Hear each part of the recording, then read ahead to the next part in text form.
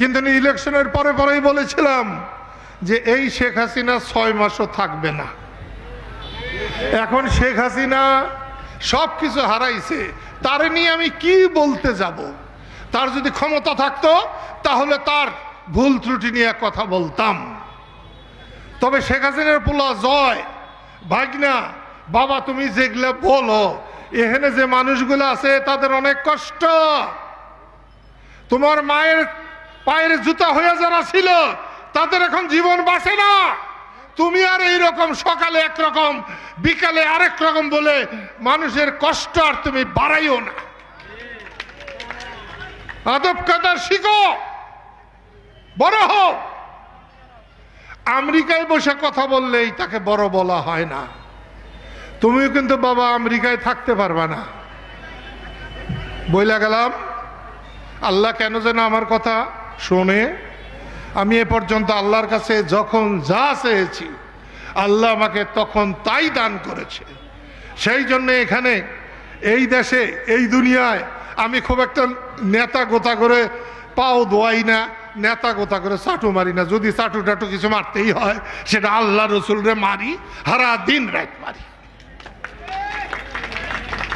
এবং এ পর্যন্ত যখন যেভাবে যে কষ্ট পেয়েছি, আল্লাহকে যখন যা বলেছি আমার সে কষ্ট আল্লাহ দূর করেছেন। সেই জন্য আবার বলছি, শুধু মাতবরি করার জন্য না। সকালবেলার আমির রে ভাই ফকির সন্ধ্যাবেলা আমি অনেকবার কাজী নজরুল ইসলামের এই কবিতা আমি অনেকবার উচ্চারণ করেছি।